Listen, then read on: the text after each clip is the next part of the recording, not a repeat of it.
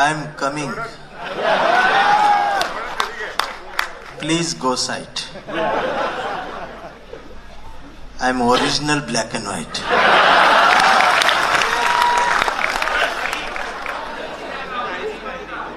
I am coming. Please go side. I am original black and white. No left, no right. Only Ambedkar right.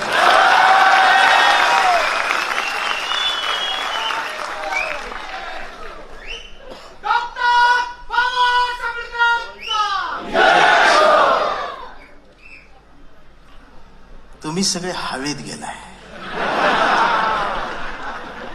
तुम्हाला जाग्यावर आणण्याचं काम मला करायचं.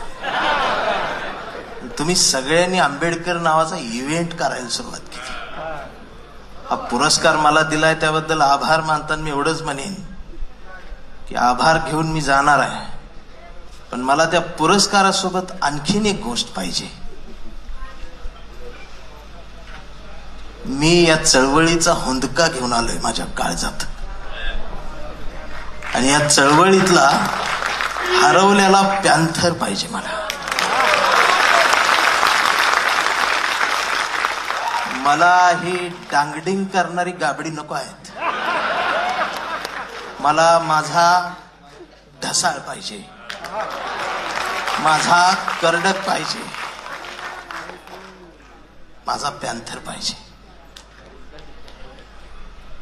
डांगडिंग करून नाच्याची अवलाद होऊन जगण्यापेक्षा रायगडाच्या पायरीवर मावळ्यांनी सांडलेल्या रक्ताचा साक्षीदार ज्या पोरांना होता येतं त्याच पोरांना चवदार तळ्यात उतरलेल्या पायांची जाणीव आणि भान असतं.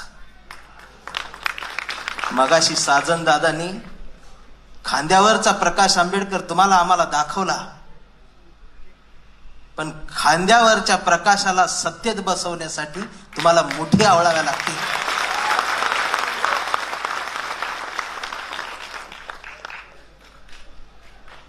सगळ्यांचं मन भरून बोलून झाल्यावर थोडक्यात आवरा म्हणायची वेळ येते तेव्हा मला उभं करते.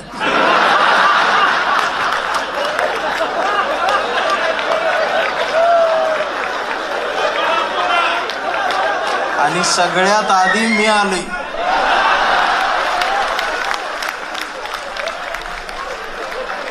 पहिल्यांदा गाडी माझ्या आत गेल्या म्हणजे तुम्ही सगळी गेल्यावर मला जायला लागली. माफ करा, मी पण खरं बोलतो, आणि त्याला हल्ली लोक मारतात. येते थांबाय जरा.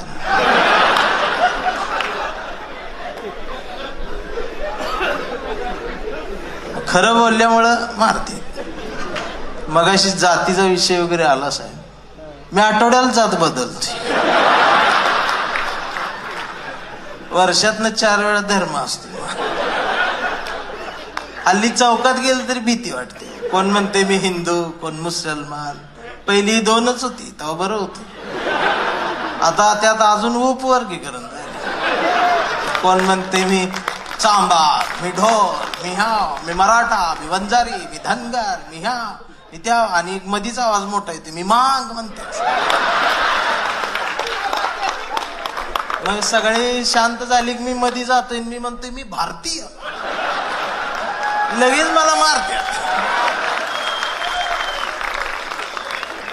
ते म्हणते ही नवीन काय आलं भारतीय. तर मी म्हणतोय कडूनो मी जुना आहे, तुम्ही नवीन आहे. मग ते अजून मारते. आता कडूनो ही काही शिवी नाही, हे महाराष्ट्रातलं प्रसिद्ध आडनाव आहे.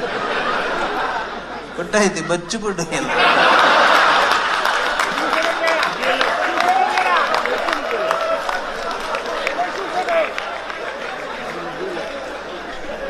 अरे आमची पण एक भाषा, साहित्य, कविता काय आहे की नाही, त्याला स्थान आहे की नाही.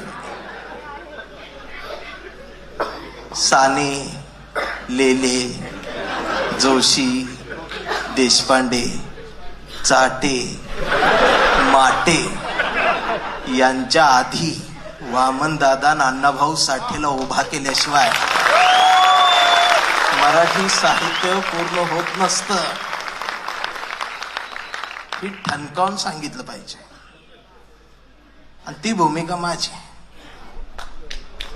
मला मागच्या महिन्यात सुजात दादा केम्ब्रिजला बोलवलं होतं आणि ह्या वेळेला आम्हाला दोघांना बोलवलं होतं, नवरा बायकोला. तर महिनाभर तिकडं आम्हाला मस्त एन्जॉय होता. 4 कार्यक्रम, तिकीट आलं होतं, व्हिसा आलता.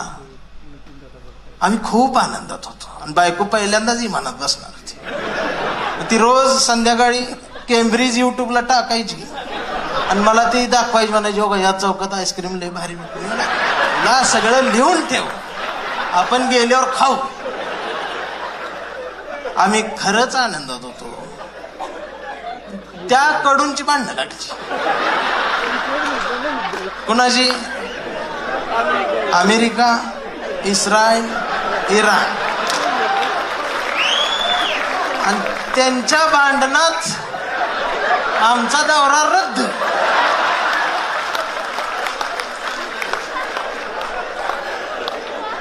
विमान सोडत नाही. आयला म्हणलं म्हणजे जागतिक भांडणात सुद्धा नुकसान माझं आणि तालुक्यातल्या आरपीआयच्या भांडणात मी नुकसान माझं, सगळीकडे नुकसान माझं.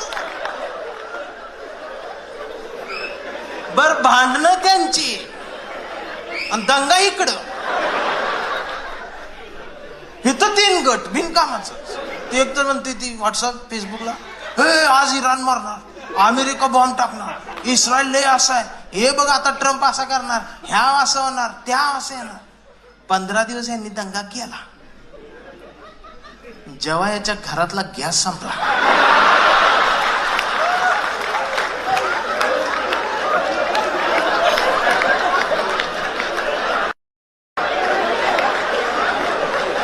तेव्हा बीकॉम झालेली बायको पहिल्यांदाच चुलीजवळ आली. तिनं चूल कधी बघितलीच नाही. ह्याला पण चूल माहित नव्हतं. मग यानं युट्यूबवर चूल टाकली. मग ती लाकडं आणली, मग चूल पेटवायला लागली. मग ती चूल काय पेटना. मग याला युट्यूबवर फुकणी सापडली.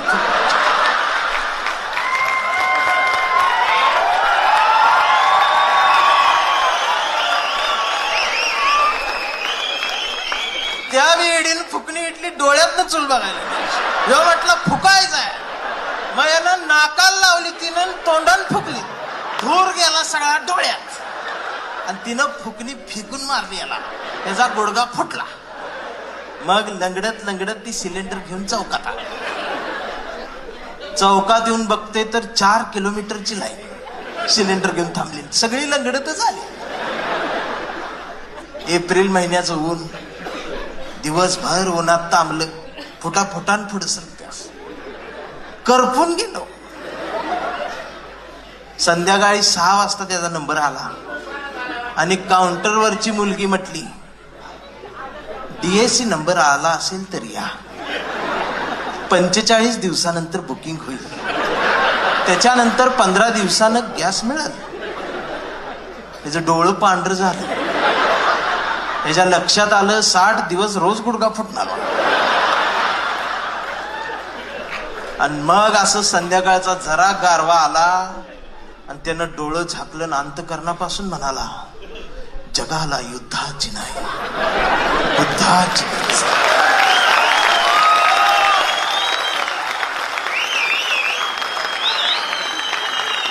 म्हणजे यांना बुद्ध कधी आठवला? चुलीत लाकडं गेलं. अहो, ज्यांनी कधीच बुद्धाचं नाव घेतलं नाही ते सुद्धा बुद्धाचं नाव घेत होते टीव्हीवर. मी ऑन कॅमेरा बोलतो.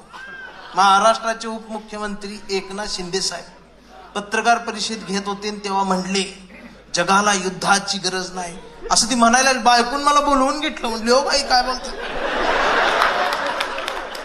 मग मी डोकसं खाजवत म्हटलं, ह्यांच्या बी घरातला गॅस संपला.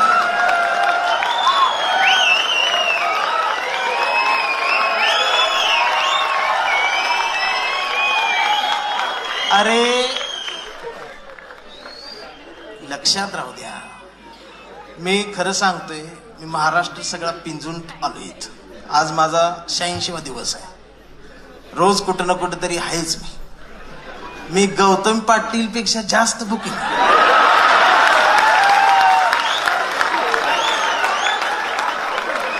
आणि मराठी साहित्यातला कुठलाच कवी जिथं पोचलेला नाही तिथे बेन पोच. ते सुद्धा विद्रोही म्हणून मिरवून घेतो.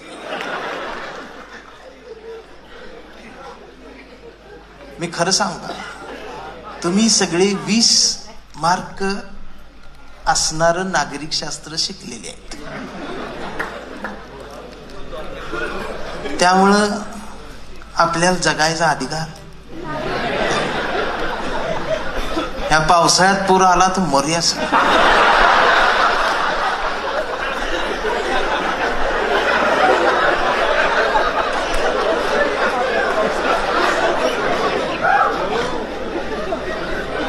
आम्हाला कळना झाले नेमकं आम्हाला काय पाहिजे आणि पेटत नाही. आम्हाला राग येईना झालाय. माफ करा, जरा मनाला लागलं तर लागू द्या. आणि जर माझा राग आला तर मला मोठ्या मनात माफ करा. शेवटी तुम्ही दुसरं काय करणार आहे? तुम्ही माफच करणार आहे. तुम्हाला दुसरं काय येते? जाती जाती कट्टर झाल्या, धर्म कट्टर झाले, तरी तुम्ही गप्पच आहे. तुमच्या मनातला भारतीयच मारून टाकलाय तर काय करायचं? 4 वर्षापूर्वी याच व्हॉट्सअपला एक मेसेज पडला, गौरव दादा असा भगवा झेंडा, आणि त्यात त्याने लिहिलं होतं शुभ शिव सकाळ. ही डोकसं खाजवत म्हटलं ही सकाळ म्हणजे आता शिवाजी महाराज येणार, उठा आपली सकाळ. मग आपला पेटला. तो म्हटलं भाऊ त्यांची झाली. तो म्हटलं करा आपली. निळा झेंडा शोभ भीम सकाळ. सकाळी 11 वाजता शिव सकाळ भीम सकाळ. तिसऱ्याला जाग आली आत्ता. तोडला यांची झाली आपली करा गे. मग पिवळा झेंडा शोभ लहू सकाळ. मी म्हटलं लहू कोण? वर्ण आली आम्ही केली. म्हटलं आम्हाला मराठ्यांची झाली, बौद्धांची झाली, मांगाची झाली. चांभार पेटले. त्यांना रोहिदास सकाळ काढायचे, पण त्यांचा रंगच फिक्स होत म्हणून ते शांत. आणि आमचा धनगर बांधव डायरेक्ट शुभ आहिल्या दुपार काढ.